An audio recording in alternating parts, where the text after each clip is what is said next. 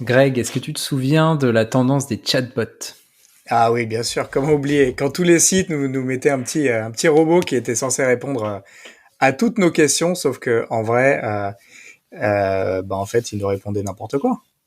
Ouais, exactement. Tu lui posais une question et généralement, au meilleur des cas, il te répondait un truc copier-coller et au cas 99% des cas, il t'envoyait un lien vers la foire aux questions plutôt que de répondre à tes questions. Et du coup, c'est toujours le cas? Ouais. Alors, jusqu'ici, oui, sauf que, oui, il y a un nouvel acteur qui vient d'arriver, ChatGPT, où en fait, tu peux lui demander aussi bien de comment est-ce qu'on fait pour bien cuire les pâtes, que la définition de ce qu'est un ordinateur quantique. Ça a l'air intéressant tout ça. On essaye? Bonjour et bienvenue sur encore un podcast tech. Une sélection du meilleur de la tech une fois par semaine. Salut Rémi. Salut Greg, comment vas-tu? Bah ça va très bien, ça va très bien. On va parler d'un sujet hyper intéressant Très cette excitant, semaine, ouais. très Ouais. excitant. Donc ouais, en fait, tu vois, c'est pour ce genre d'épisode que je suis qu'on fait ce podcast aussi quoi. C'est qu'à un moment Mhm. donné, il y a des choses qui arrivent et dont il Ouais. faut qu'on parle. Ouais. Et on en aurait parlé tous les deux sinon au téléphone, mais là on va faire mieux, on va vous partager ça en live et en vidéo aussi. Ok, mais avant ça, qu'est-ce qu'on recommande à nos auditeurs? On recommande d'arrêter immédiatement l'écoute de ce podcast, sauf si Mettre vous en êtes en pause. vélo ou en voiture. Vous mettez 5 étoiles et vous revenez sur le podcast et vous écoutez. Et aussi, vous le partagez à vos amis, vos collègues, etc. Parce que déjà, ça nous fait plaisir. Ensuite, ça leur fera plaisir. Et ensuite, ça nous permet surtout de remonter dans les classements et du coup d'avoir d'autres personnes qui découvrent ce podcast grâce au classement. Donc, tout le Exactement. monde est content. S'il y a une résolution, une bonne résolution que vous pouvez prendre et qui est facile à tenir, c'est celle-ci. Donc voilà, vous nous remercierez plus tard. Tout à fait. Ok, Bon bah du alors coup, Greg, on va est-ce que parler tu de. pourrais Ouais, nous expliquer ce que c'est, qui est ce mystérieux ChatGPT dont finalement tout le monde parle depuis 1 ou 2 mois. c'est le buzz, comme disent les vieux. Non, Le en fait, ramdam. c'est vrai que le chat GPT, c'est vraiment arrivé. J'ai l'impression comme un cheveu sur la soupe en fin d'année 2022, puisque c'est apparu vraiment plutôt début décembre, fin novembre, début décembre. Mm, C'est là qu'on a commencé à entendre parler de ChatGPT. Et en fait, c'est comme toutes les nouvelles tech, hein, c'est des fois un petit peu compliqué à expliquer. Du coup, je me suis dit que j'allais lui demander tout simplement de se présenter. Donc, j'ai demandé à ChatGPT, qui est un chat hein, comme son nom l'indique, d'écrire une description de lui-même pour un enfant de 6 ans. Et voilà ce qu'il m'a pondu. ChatGPT est un programme informatique qui sait parler comme une personne. On lui donne des mots, il peut en faire des phrases qui ont du sens. GPT est très intelligent, il peut apprendre de nouvelles choses tout seul en lisant beaucoup de textes. GPT peut aussi répondre à des questions et écrire des histoires. C'est comme avoir un ami virtuel qui sait toujours quoi dire. Bon, cette Il partie-là, se bon, kiffe, hein, il se kiffe lui-même, j'ai il se l'impression. kiffe bien. Je lui ai demandé, voilà, écris-moi une description de ChatGPT pour un enfant de 6 ans. Et voilà ce qu'il m'a pondu.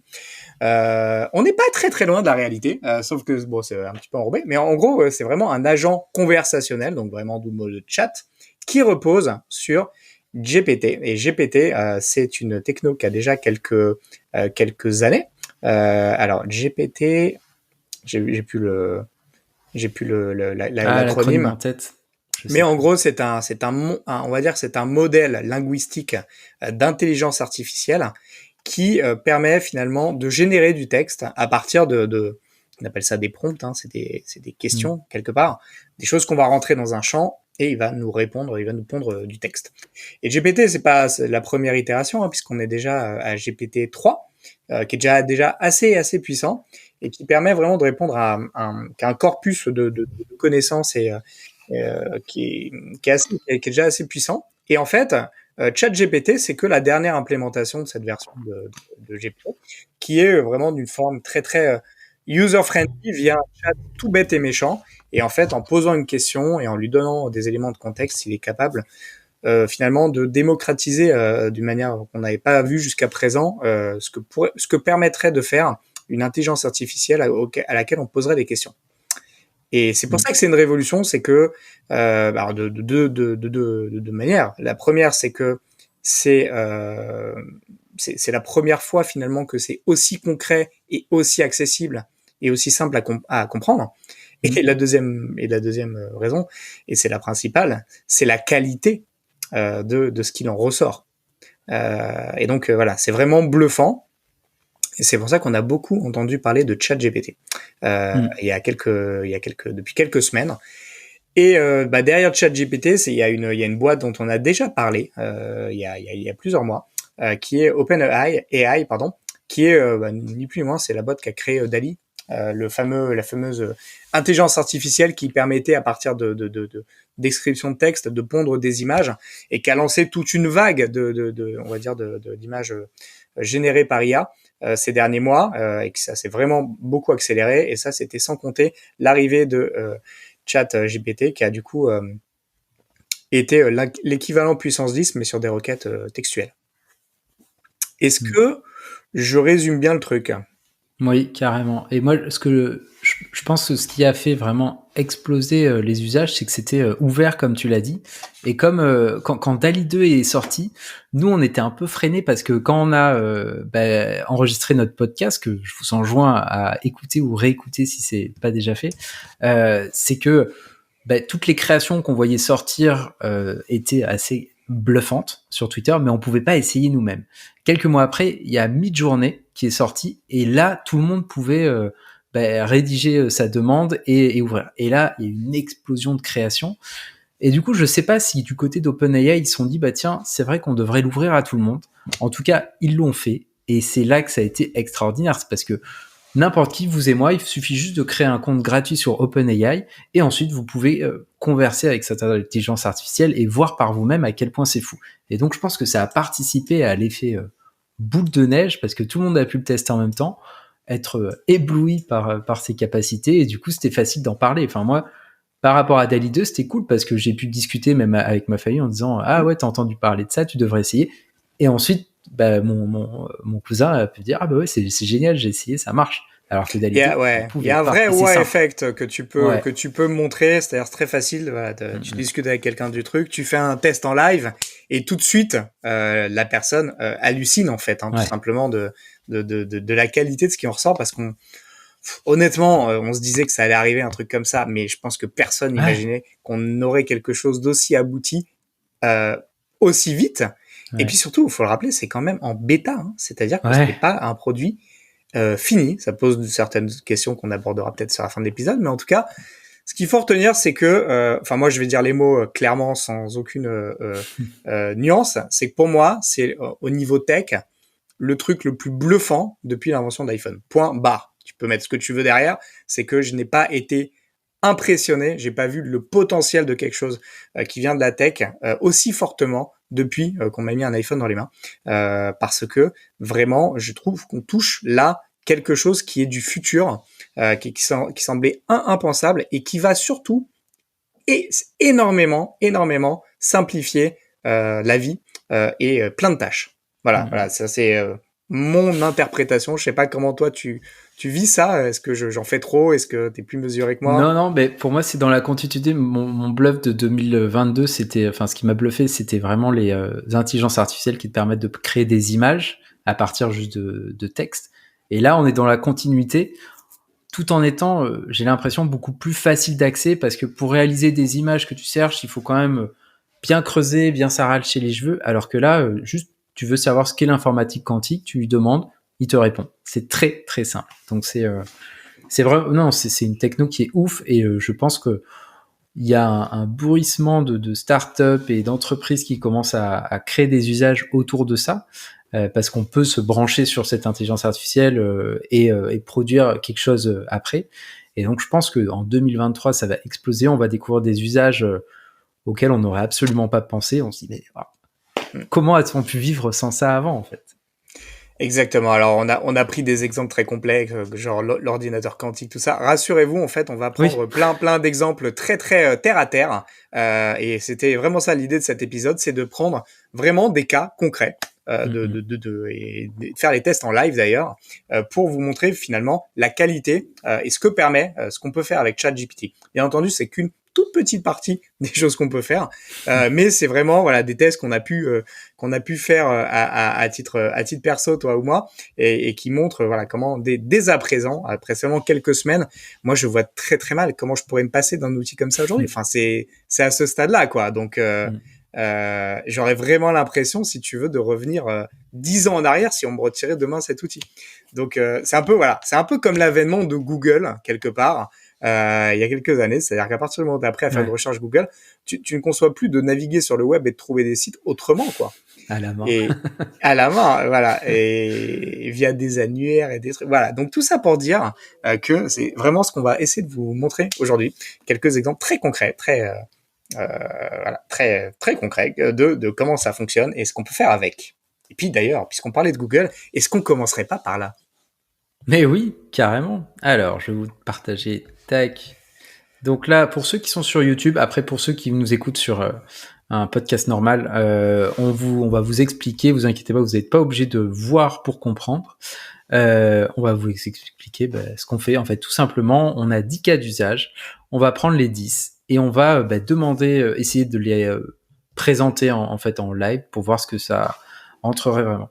Alors juste petite, donc pour ceux qui sont sur YouTube ou dans Spotify d'ailleurs, là c'est voilà à quoi ressemble l'interface de chatbot. C'est une interface de chat où sur lequel là la petite image rose et noire c'est moi. Et la petite image verte avec le blanc, c'est le chatbot. Et vous pouvez voir ma conversation précédente où je lui demandais de faire une introduction pour ce podcast.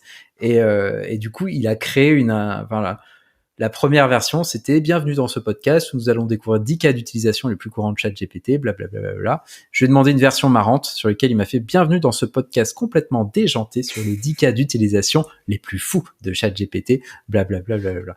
Donc c'est assez marrant parce que vous pouvez aussi faire varier la tonalité de ce que vous voulez faire. Donc on va commencer par Google. Qu'est-ce que tu voudrais que je recherche, Craig? Ouais, alors en fait, c'est vrai que Google aujourd'hui, c'est un fonctionnement de moteur de recherche très classique, hein. On va taper ce qu'on recherche et puis on va avoir une liste de liens. Alors des fois, on va avoir ce qu'on appelle les rich snippets, qui sont une sorte de réponse présélectionnée par Google qui apparaît, qui évite de cliquer sur un lien. Mais concrètement, c'est toujours pareil en fait. Google, faut chercher un lien.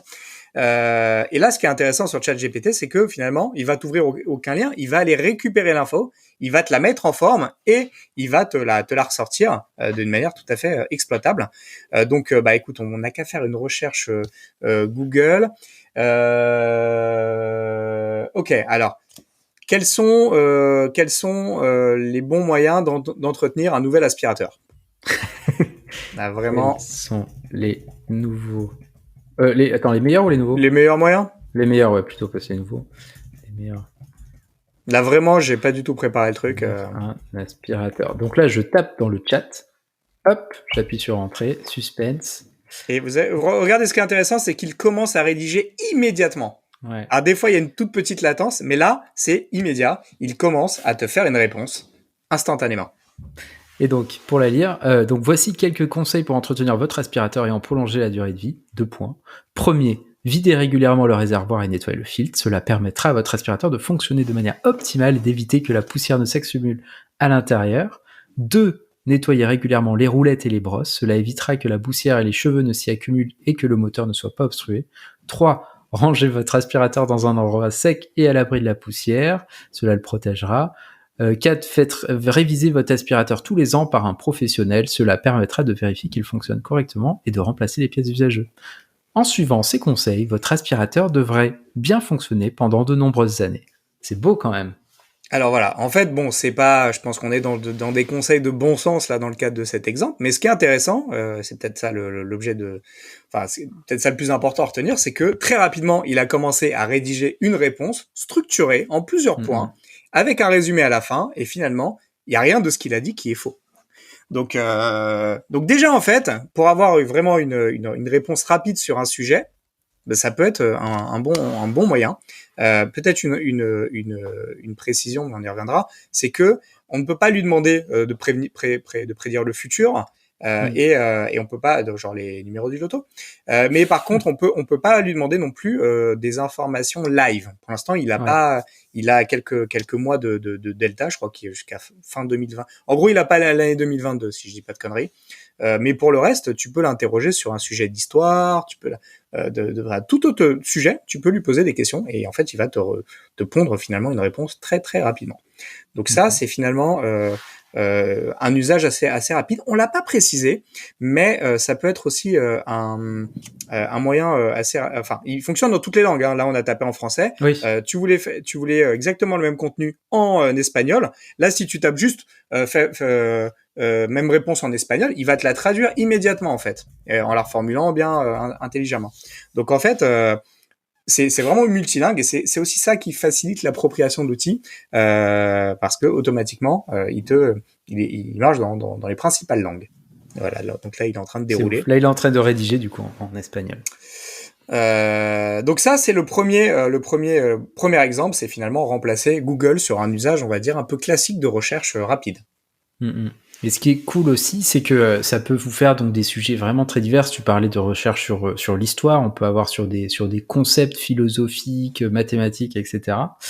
Et moi, ça m'étonnerait pas que soit ça existe déjà, soit ça arrive, mais d'avoir un outil qui va t'aider en fait à faire des recherches. Donc par exemple, je sais pas, nous, tout simplement pour préparer un épisode sur ChatGPT, on pourrait imaginer un outil qui va se baser sur OpenAI pour aller fouiller un petit peu à droite à gauche, créer une base d'informations et la synthétiser. Et nous, on n'a plus finalement qu'à la rédiger grâce à cet appui. Et c'est ça qui est assez fou, c'est que tu centralises tout en un seul endroit de façon assez hyper facile, comme on a pu le voir. Et on peut aller sur des sujets hyper complexes, genre, je sais pas, les fusées, la gravité, des choses plutôt sympathiques. Et on peut aussi lui demander, à partir de là, de rédiger un plan pour... Vous avez une thèse ou un mémoire à faire, vous pouvez lui demander de rédiger le plan de votre thèse avec des bullet points, etc. pour tout préparer. Exactement, donc vraiment gros temps de gagner. Donc ça, c'est vraiment le premier usage qui, pour moi, on en parlait la semaine dernière hein, dans l'épisode. Je pense que Google vraiment doit s'inquiéter de ce type d'outil parce que vraiment, ça apporte une qualité de réponse qui est du x10 par rapport à ce que propose aujourd'hui une interface de moteur de recherche classique, quoi.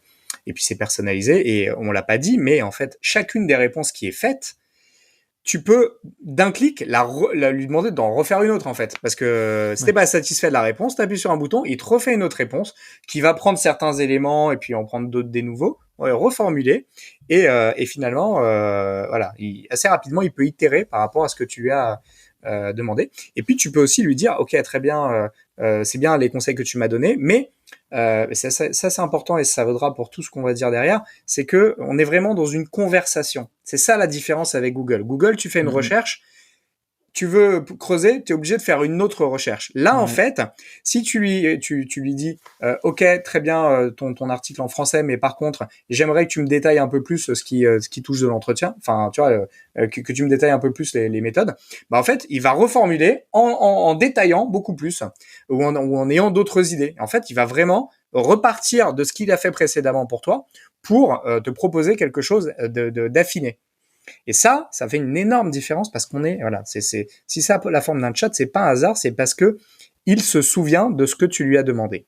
Et du coup, il va te permettre de faire quelque chose derrière qui est en relation avec ce qu'il a fait précédemment. Ça, c'est pour moi une différence majeure et c'est complètement dingue, quoi.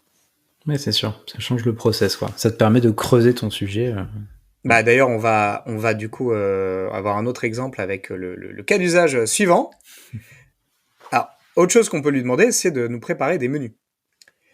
C'est la nouvelle année, on prend des bonnes résolutions, on se dit ok, on va faire attention un peu à ce qu'on mange. Et puis là, tu peux très bien lui demander de te planifier de tes menus de la semaine. Donc là, moi, j'avais noté une petite requête. Encore une fois, on l'a pas testé, hein, donc c'est vraiment en découvrant live. C'est du live. Donc là, propose-moi une semaine de menu healthy, midi et soir, pour une famille de 4 personnes qui ne mangent pas de viande. Donc on est quand même assez précis dans la requête, puisque on veut que ce soit healthy, 4 personnes, midi et soir, pas de viande. Donc il y a une multitude quand même de conditions à respecter. Et là, on va voir du coup comment il s'en sort. C'est incroyable. Donc là, donc je vais poser la question. Il m'a répondu en reformulant ma question. Et ensuite, là, on a plusieurs. Il m'affiche pour chaque jour. Donc lundi, 2 points. Le midi, on va manger quiche aux légumes et aux haricots blancs, salade verte. Le soir, risotto aux légumes, légumes vapeur.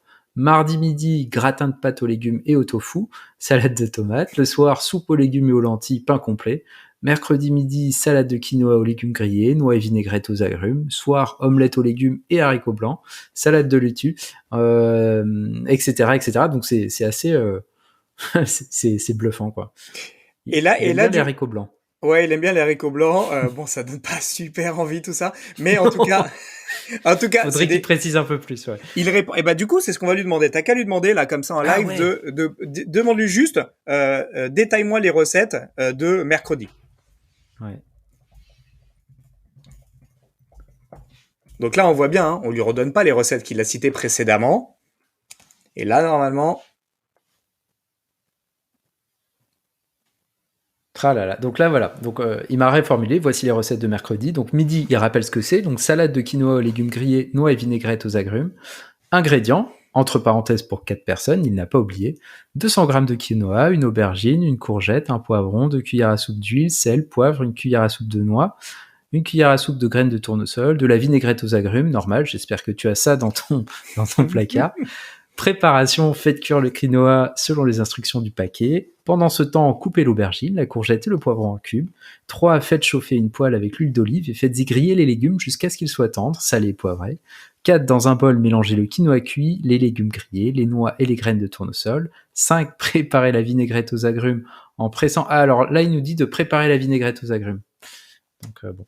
Et 6. Okay. Versez la vinaigrette, mélangez bien, servez frais. Et le soir, la même chose, il nous précise tout ça, quoi.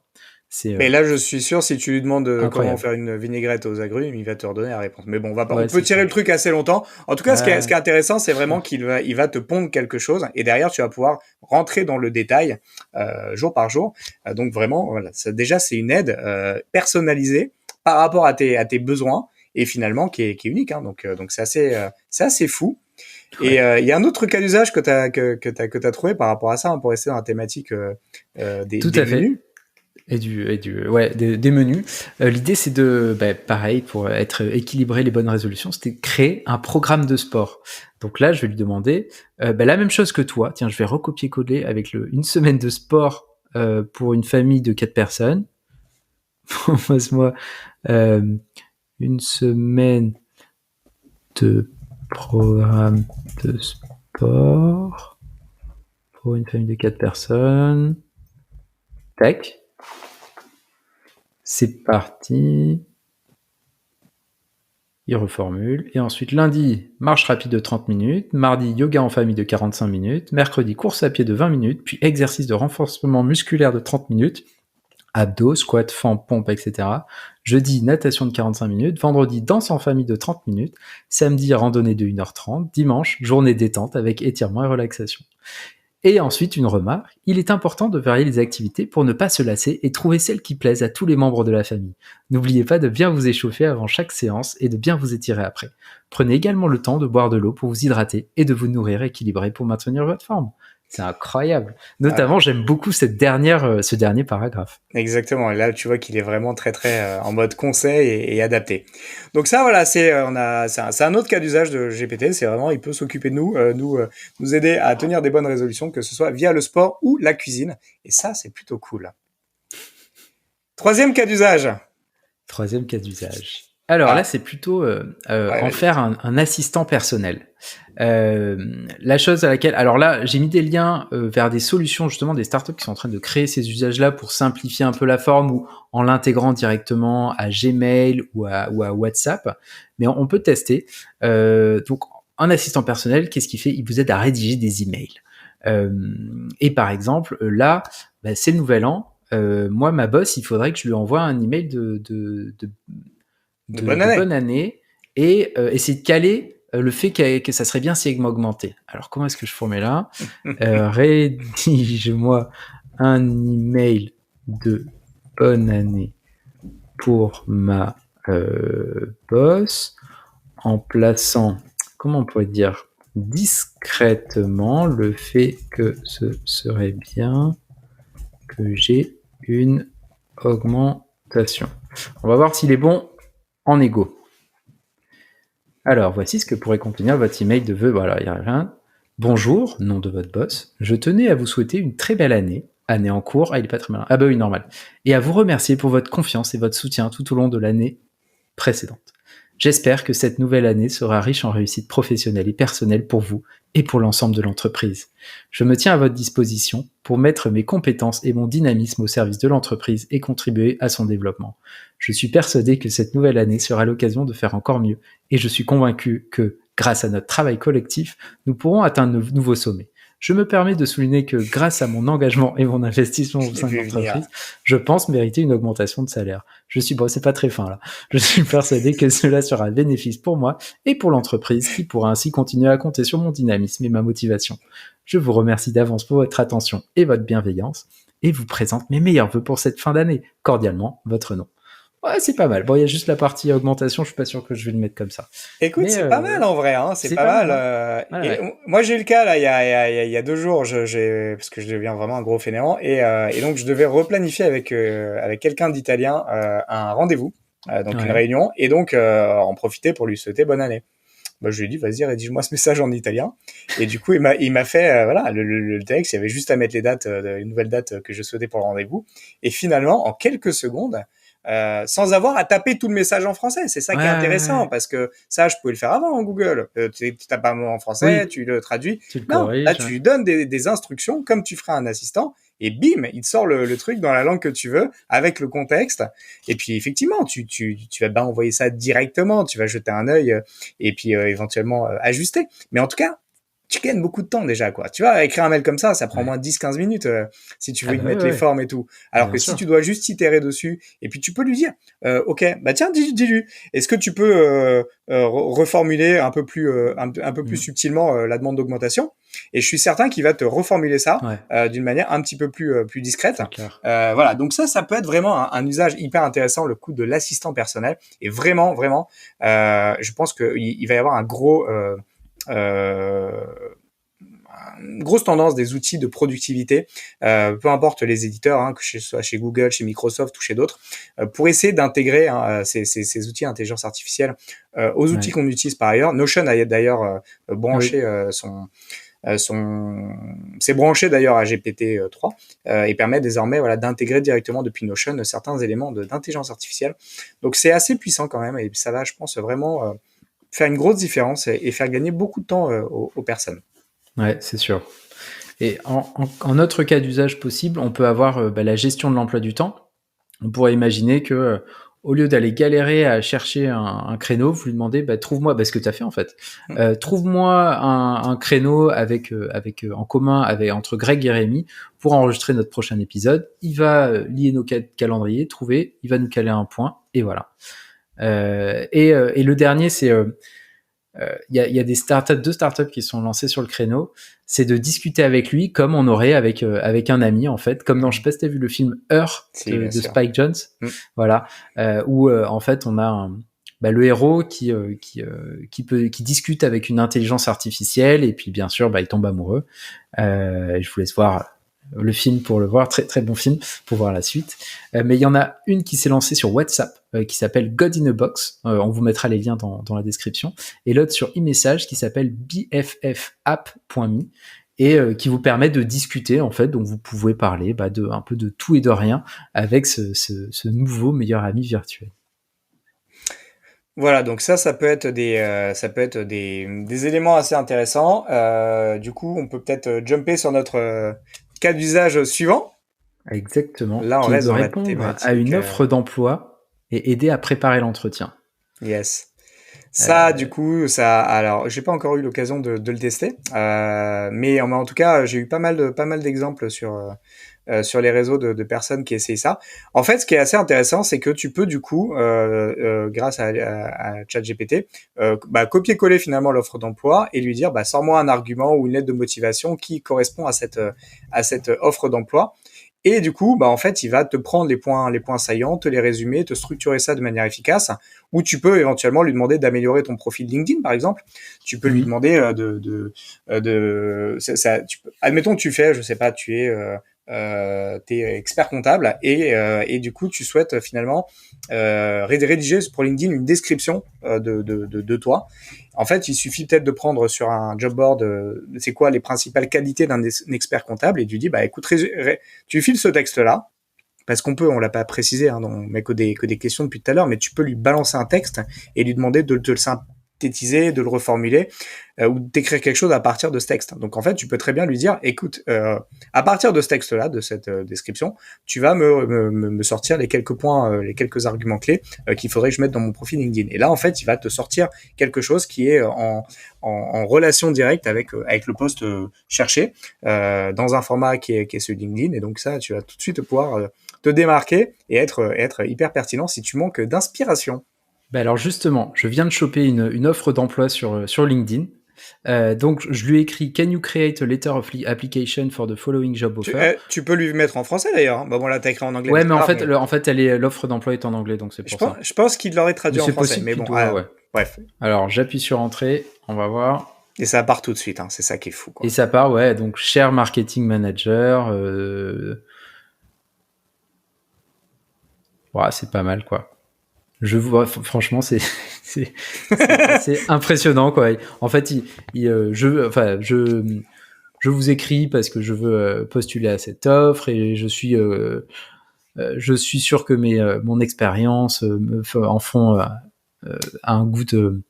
Bon, je suis en train de traduire du français à l'anglais, là, c'est de chaud, l'anglais au français. Et en fait, après, il fait un paragraphe sur le fait que j'ai une expérience en marketing B2B avec un focus en SaaS, etc. Bon, ça, après, il le fait en fonction de l'offre.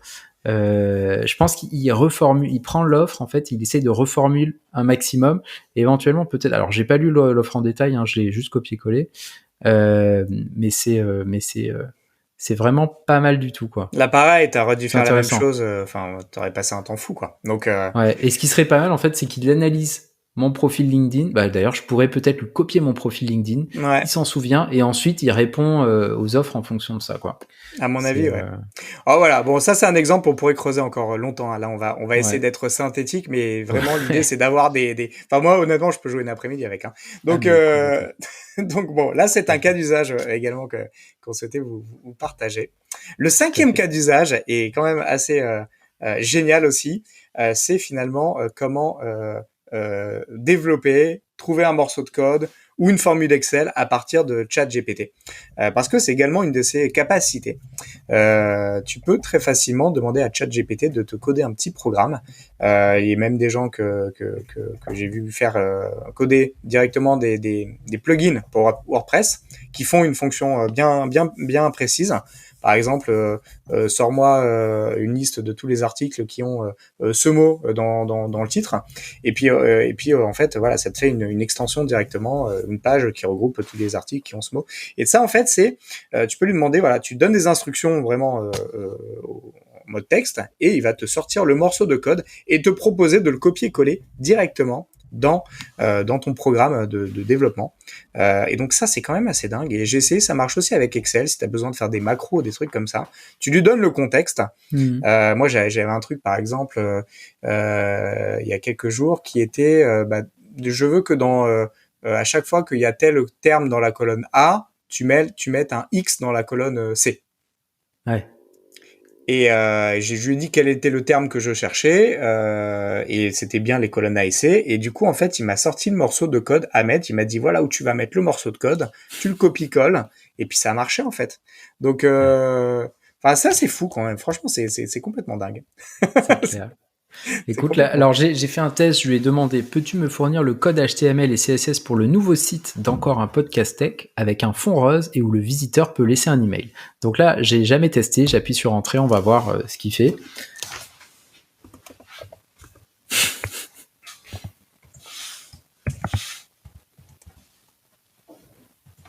Ouais, ça m'a l'air plutôt propre. Hein. Je ne lis pas couramment le HTML CSS, mais Donc voilà, ça c'est encore un cas d'usage. On voit bien la fenêtre de code et en haut à droite la possibilité juste de copier-coller le texte. Ça, enfin voilà, c'était complètement dingue. Enfin ça rend certaines tâches complètement triviales, faciles à faire Ouais. et puis il peut te le débugger. Hein. Si t'as une erreur, bah tu vas lui dire ah, mais ça bloque là et puis il va itérer là-dessus. Ouais. Là où t'aurais dû faire des recherches sur bref, un enfer et là du coup tu peux gagner beaucoup de temps. Alors il va pas tout te faire peut-être, mais clairement il va te faire gagner pas mal de temps. Non, mais je pense il va pas tout te faire. Par contre, je pense qu'il peut te faire un guide point par point Ouais. pour le faire, quoi. Donc c'est super propre. Donc là, c'est bon. On a le HTML et le CSS. Il y a juste à copier-coller et on est bon. Magique. C'est super magique, quoi. Donc voilà, ça c'est un cas d'usage effectivement qui va bien servir aux Ouais. développeurs et ça c'est plutôt cool. Ah le cas suivant, je trouve très sympa. C'est celui, alors toi qui as des enfants auxquels tu racontes encore, j'imagine, des histoires pour s'endormir. Des fois, tu es peut-être à court. Des fois, tu manques peut-être de sujets. Et c'est ça qui est génial aussi, c'est que tu peux demander à ChatGPT de t'inventer une histoire. Mais pas n'importe quelle histoire, bien entendu. Tu peux complètement contextualiser ton histoire par rapport à des choses très précises, comme le nom de ton enfant ou, euh, ou un contexte particulier. Par exemple, tu vois, est-ce que tu pourrais, Rémi, demander à Chat d'écrire une histoire avec Mickey et Pluto qui essaye d'acheter un iPad. Eh ben, c'est parti. Autant dire, ce n'est pas une histoire qui existe chez Disney. Eh ben, c'est parti. Il était une fois, Mickey et Pluto décidèrent qu'il était temps pour eux de s'acheter un iPad. Ils savaient que cela permettrait de rester connectés et de travailler efficacement où qu'ils aillent. Ils se rendirent donc au magasin Apple le plus proche de chez eux et se dirigèrent vers le rayon des iPads. Lorsqu'ils arrivèrent devant les différents modèles, ils furent un peu déroutés. Il y avait tellement de choix. Finalement, après avoir comparé les différentes caractéristiques et avoir demandé l'avis d'inventeurs, ils optèrent pour le dernier modèle sorti, avec un écran de grande qualité et une mémoire suffisante pour stocker tous leurs documents et applications. Mais attention, lorsqu'ils arrivèrent à la caisse pour régler leur achat, ils furent un peu déçus de voir le prix affiché. Ah bah oui. C'était beaucoup plus cher qu'ils ne l'avaient prévu. Ils se regardèrent, incertains de savoir quoi faire. Finalement, après quelques minutes de réflexion, ils décidèrent de ne pas acheter l'iPad ce jour-là, mais de prendre le temps de réfléchir à leur budget et de voir s'ils pouvaient économiser suffisamment d'argent pour s'offrir ce qu'ils voulaient vraiment. Et ça continue comme ça. Magnifique. Donc bon voilà, C'est génial. c'était un exemple. Il continue. Ton enfant sera endormi avant que l'histoire soit Ah là, terminée. je pense que ouais. Donc voilà, ça J'aime beaucoup la mémoire suffisante pour stocker leurs documents et applications et qui serait plus efficace pour travailler. C'est vrai bien ça, qu'ils Mickey, plutôt. ils étaient vachement dans la recherche de productivité. Non, donc voilà. En tout cas, ce qui est intéressant, là, j'ai pris un exemple volontairement tordu, mais tu peux bien entendu prendre quelque chose de plus terre à terre pour un enfant, avec son nom, etc. Et ça, vraiment, voilà, une histoire de pas de patrouille avec le nom de ton enfant Grave. et un twist. Mais voilà, il va te pondre une histoire différente à chaque fois, et ça, je trouve que ça n'a pas de prix. Ouais. C'est juste magnifique. On va rester dans les histoires. Bah oui. Qu'est-ce qu'on pourrait Ouais. faire d'autre? Ah bah écoute, une histoire, on n'est pas obligé de l'inventer, on peut également en prendre des histoires qui existent, et puis, je sais pas, par exemple, des histoires qui existent, des livres, et puis on peut peut-être demander à ChatGPT, bah, au lieu de les lire, qu'il nous fasse un petit résumé. Eh bah oui. Et ça, du coup, c'est quand même très pratique. Alors encore une fois, ça ne marche pas avec les livres qui sont sortis il y a 2 mois, Ouais. mais par exemple, je sais pas, quel livre on pourrait lui demander de nous résumer, Rémi? Le cycle de fondation de Ok, Asimov. Euh, facile. résume-moi. Facile. Ouais. Allez, tu Alors, sais quoi? résume-moi. Attends, challenge. En un paragraphe. Les livres du cycle de fondation d'Isaac Asimov. C'est parti. Un paragraphe, c'est On, challenge. Hein. on est quand même sur du très lourd en termes de complexité, de profondeur, etc. Je sais pas combien de milliers de pages là-dedans. Et du coup, voilà, en quelques secondes, il nous pond un résumé. Tout à fait. Alors moi, j'ai pas lu les livres d'origine, hein, mais je te laisserai juger. Ah, j'ai jamais fini en fait. C'est le truc que je traîne depuis une dizaine d'années où je crois que j'étais allé jusqu'au 3e livre et j'avais abandonné et il faudrait que Ouais, d'accord. Bon, il fait un gros paragraphe quand même, hein, sans sauter de ligne, donc c'est un peu de la triche. Mais ça m'a l'air plutôt pas mal, quoi. Ouais, Ouais, une petite quinzaine de lignes quand même pour ouais, rédiger ouais. autant de.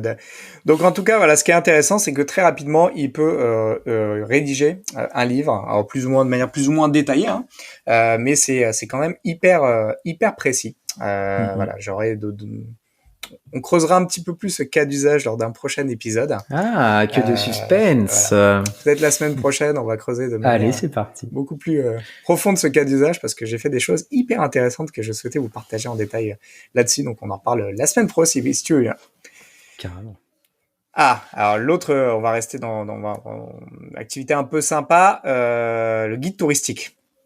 Mhm. Ah, là aussi, tu peux Carrément. demander à Google de te trouver les bons trucs, tu peux aller chercher sur TripAdvisor, etc. Mais la synthèse du truc est quelque chose qui est adapté à ton envie de voyage et à ta période, c'est tout de suite un petit peu plus dur. Et figure-toi, Rémi, moi j'ai eu la chance d'aller à New York là, il y a quelques semaines Ouais. avec mes deux enfants. Et du coup, je lui demandais tout simplement, alors j'avais déjà tout fait mon programme parce que ChatGPT n'était sorti que depuis quelques semaines et j'avais pas attendu que Tu m'étonnes. l'hypothétique sortie d'une IA qui allait me générer mon voyage. J'avais préparé mon truc, mais du coup, j'ai dit, tiens, je vais tester pour voir la cohérence de ce qui va me sortir par rapport à ce que j'avais déjà identifié. Et donc, je lui ai posé la question, que faire une semaine à New York en décembre avec une famille de deux enfants, 4 et 8 ans. J'ai changé les âges, mais ça n'a pas changé la qualité des réponses. Et tu vas voir assez rapidement qu'en fait, il te pond quelque chose de contextualisé, bien entendu, sur la ville, bien entendu, sur la période, parce qu'on fait pas les mêmes choses, il n'y a pas les mêmes choses en décembre à New York qu'au mois de juin. Ouais, c'est sûr. Et puis, effectivement, avec des activités kids friendly. Ça, c'est fou. Donc là, visiter le parc d'attractions de Noël Winter Wonderland au Bryant Park. Il y a une patinoire, des manèges, un marché de Noël et de nombreuses animations pour tous les âges. Je confirme. 2, assister à un spectacle de Noël, comme le Radio City Christmas Spectacular avec les célèbres roquettes. Visiter le musée d'histoire naturelle, voir le sapin de Noël et les décorations de Noël, faire du patin à glace au Rockefeller Center, assister à un concert de Noël dans une église ou un hall de concert de la ville, faire du shopping de Noël, prendre un verre chaud et manger des crêpes et des gaufres. Ah ouais, il y a ça à New York aussi? J'ai vu des crêpes, mais des gaufres, ouais, plus facilement. Donc en fait, voilà, tu vois qu'il te prend un programme vraiment qui tient la route. Il y a des choses hyper spécifiques comme le spectacle au Radio City ou le marché de Noël à Bryant Park. Et ça, c'est vraiment des trucs qu'il y a qu'en décembre, hein. Donc la semaine entre Noël et le jour de l'an, tu as vraiment ces trucs-là. Donc on est voilà sur un programme très très spécifique et complètement pondu pour une famille avec des gosses. Maintenant, si tu lui demandes le même programme pour des adultes, il va peut-être te faire des choses Ouais, il va te... assez différentes. Donc en fait, ça peut être aussi un moyen très rapidement de demander de te construire un itinéraire si tu fais un road trip Ouais. ou des trucs à voir, les 5 trucs à voir dans une ville à telle période. Voilà. Donc ça peut être aussi un moyen. Ça revient un peu à ce qu'on disait du remplacement de Google tout à l'heure, mais je trouve que vraiment tu as très rapidement une synthèse qui tient pas mal la route et ça c'est plutôt cool. Et ouais. Non, ça c'est sûr. Ok, donc là on est déjà au 9e cas d'usage. Alors là, c'était plutôt par rapport aux gens qui ont besoin de contenu, de créer en masse des textes variés mais de qualité. Et là, j'en ai 3. Par exemple, si vous êtes une entreprise et que vous avez besoin de renforcer votre présence sur Internet, mettons que vous vendez du savon, vous pouvez demander à ChatGPT de vous créer de nombreux textes autour de ce sujet-là, et ça va vous permettre aux gens, finalement, qui vont taper super savon de qualité artisanale, par exemple, de vous trouver parce que vous aurez réussi à créer plein de contenu autour de ce sujet-là, et généralement Google aime ce genre d'éléments. Alors pour l'instant, hein, peut-être qu'au bout d'un moment, je pense que dans les prochains mois, on va avoir des surprises à ce niveau-là, parce que je suis sûr qu'il y a déjà plein de gens qui sont en train d'utiliser en masse OpenAI pour créer des contenus juste pour le SEO, donc pour être remonter dans les recherches Google. Donc, est-ce que Google va réussir à trouver un moyen de corriger ça D'identifier. si les contenus sont pas de qualité? On verra. Ensuite, si vous êtes journaliste ou écrivain, vous pouvez travailler en duo avec ChatGPT pour rédiger vos articles ou votre roman ou vos histoires ou votre documentaire, parce qu'en fait il va pouvoir faire ce qu'on a fait au début, donc aller rechercher des informations, les mettre en ordre, vous aider à écrire un paragraphe. Donc par exemple vous pouvez lui injecter l'article que vous avez fait, lui demander de corriger le ton, des choses comme ça. Il va vous fournir un jet que vous allez pouvoir remodifier. Donc c'est vraiment comme si vous aviez que vous travailliez à quatre mains finalement. Et donc, ça vous permet surtout de gagner beaucoup de temps. Et dernier cas, c'est que si vous écrivez une newsletter ou des posts sur LinkedIn ou vous animez un podcast, pareil, ChatGPT, il peut vraiment vous pré-mâcher le travail en vous faisant, par exemple, en vous aidant à trouver une formulation sur un sujet, et ensuite vous allez mettre votre graine de sel, mais aussi vous donner, par exemple, sur un podcast ou sur une émission sur YouTube, de vous donner une proposition de déroulement de l'émission sur un sujet précis. Donc c'est vraiment chouette parce que ça vous permet d'aller plus vite en fait pour tout ça. Donc, ouais, c'est important ce que tu dis, hein, c'est que on n'est pas juste là dans une logique de fraudeurs et d'essayer de créer des fausses choses, mais vraiment dans une logique de création en participation, et donc vraiment un assistant qui va faire gagner du temps. On peut très bien imaginer quelque chose, effectivement, tu prenais l'exemple, hein, tu viens d'écrire un article hyper intéressant, rédige-moi un post LinkedIn qui présente cet article et qui donne envie de cliquer dessus, quoi. Et du coup, tu colles l'article en question, tu mets ta requête, tu dis ce que tu veux, et puis derrière, il va te pondre en fait le post en question, et ça, du coup, tu peux gagner pas mal de temps dans ta création de contenu. Donc ça, c'est hyper intéressant. Et dernier cas d'usage, après tout ce travail ardu. Surtout pour Mika et Pluto. Exactement. Et on peut jouer. Tout ce qui est avec des mots, donc des devinettes, des questions de culture générale, vous pouvez lui demander de vous faire réfléchir, de vous faire un jeu, pas un Pictionary, pour le coup il pourra pas voir, mais comment ça s'appelle ce jeu où tu devines des choses, où tu remplis les camemberts là. Waouh, non, ça me dit rien. Bref, ce jeu-là de culture générale où on vous pose des questions et vous devez trouver la bonne réponse, ça vous pouvez jouer. Mais également certains jeux qui existent en ligne, genre les échecs. Tout à l'heure, avant de faire, commençons une partie d'échecs. Et en fait, le seul truc que vous allez devoir faire, c'est avoir un plateau devant vous et dire, je veux bouger Ah, c'est génial, j'avais pas vu ça tout à l'heure. Donc en fait, alors pour ceux qui ne voient pas, il est en train d'afficher sur un fond noir un échiquier. Un échiquier, en fait, tout simplement, avec toutes les différentes. Donc vous avez en ligne, vous avez vos différents pions. Vous avez ensuite des chiffres et ensuite vous pouvez dire par exemple je bouge un pion en 4A et il va vous dire la suite du truc. Extraordinaire. J'avais pas vu ça tout à l'heure. Vous pouvez aussi jouer au jeu de Go. J'ai pas tout testé, mais c'est possible de jouer au jeu de dames. J'ai essayé les colons de Catane, mais il a dit que c'était pas possible de jouer à la version, à des jeux physiques, alors qu'il existe en version online. Mais c'est assez marrant, quoi. Excellent. Donc effectivement, il y a également toute la partie jeu qui peut être très sympa à utiliser. Si tu t'ennuies. Et donc ça montre, je trouve vraiment tout ça, ça montre les limites, et en vrai, on les a pas tellement trouvées de ChatGPT. Mais en tout cas, tout ce qu'on peut faire avec ce nouvel outil qui vraiment on l'a à peine effleuré là, mais qui permet vraiment de faire des choses hyper variées. Donc ça, c'est plutôt cool. Pour autant, il y a quelques petites précautions d'usage ou des choses qu'il faut avoir en tête quand on utilise cet outil, je pense. Ouais. Alors, le fait que la base de données sur laquelle il a été entraîné, les données datent d'avant 2021. Donc finalement, il sait pas ce qui s'est passé fin 2021 jusqu'à 2022. L'autre point, c'est que les réponses peuvent être fausses parce qu'elles sont basées sur du contenu qui a été créé, et potentiellement parmi tout ce contenu, on peut avoir des fake news, un article qui a été rédigé alors qu'il y avait un manque de sources. Donc voilà, de la qualité du contenu dépend aussi les réponses. Et ensuite, le business model et de prix, je crois que c'est toi qui l'as rajouté. Qu'est-ce que tu voulais nous dire par rapport à ça? Non, ce que je disais, c'était qu'en fait, aujourd'hui, c'est un outil qui est dispo en bêta, Ouais. qui est accessible gratuitement. Aujourd'hui, en fait, on ne sait pas. C'est limite trop beau pour être vrai. C'est vrai. Donc du coup, tu te dis, ok, à quel moment les mecs ils vont arrêter de proposer ça, parce qu'en termes serveur, c'est quand même très très consommateur, donc ça va vraiment coûter cher derrière à faire tourner cette machine. Ouais. Et du coup, bah voilà, la question est la suivante, c'est est-ce que on sait que DALL-E, il y a une forme d'abonnement déjà pour DALL-E, pour pouvoir l'utiliser sans limite.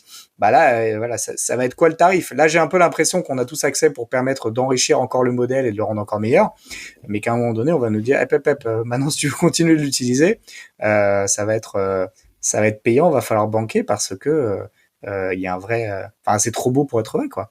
Quoique, j'ai vu passer un article tout à l'heure disant que Microsoft travaillait avec OpenAI pour intégrer justement ce moteur à Bing, pour en faire vraiment pour rapporter transformer Bing plutôt dans un outil de recommandation que dans un moteur de recherche, et donc qui travaillerait là-dessus. Donc je pense qu'on aura toujours accès à des parties de ce truc-là plus ou moins gratuitement, et peut-être de plus en plus, de plus en plus de canaux.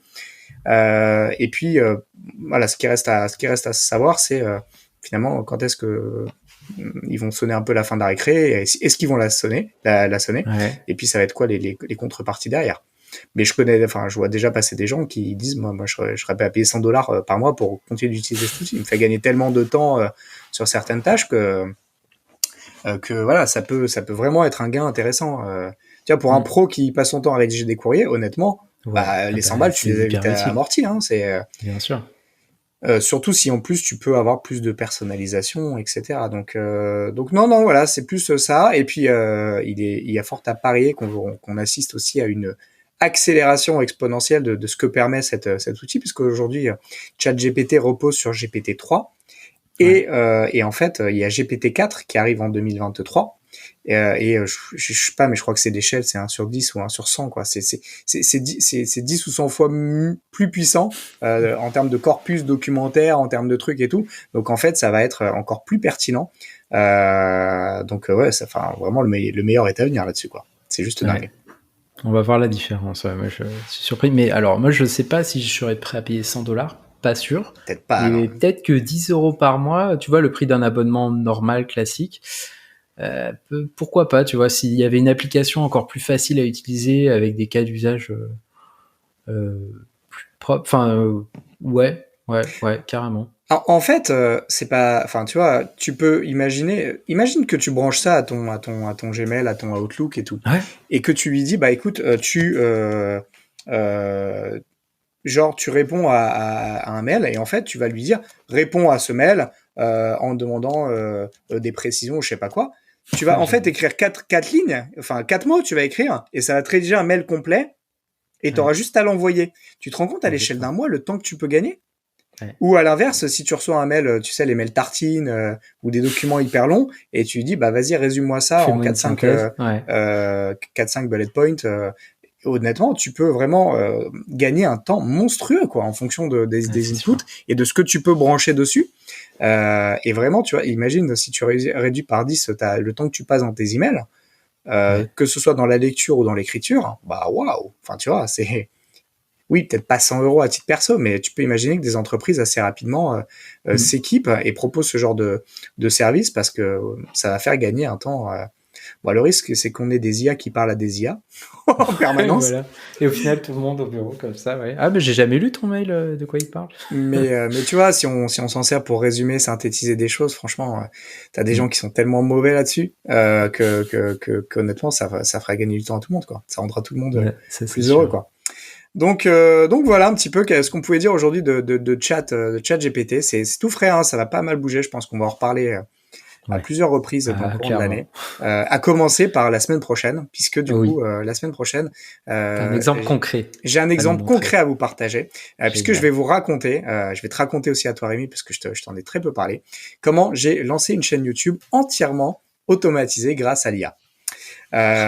Et donc voilà. Et quelle est l'expérience que j'ai faite? Qu'est-ce que ça a produit comme résultat? Qu'est-ce que j'ai utilisé comme IA? Et pourquoi? Et tout ça, est-ce que ça marche ou pas? Voilà, toutes ces réponses-là, avec vraiment un descriptif pas à pas de tout ce que j'ai fait. Ça sera la semaine prochaine, et là aussi ça sera audio, et puis je vous conseillerai la version vidéo qui sera hyper intéressante aussi. Donc voilà, si ça vous intéresse, rendez-vous la semaine prochaine, et ça vous donnera peut-être des idées. Carrément, moi ça m'intéresse. À la semaine prochaine. À la semaine prochaine, merci à toi. Salut. Ciao. Merci de votre attention. Si l'épisode vous a plu et que vous souhaitez nous aider, laissez votre avis sur Apple Podcast, car les podcasts, c'est le truc le plus dur à découvrir.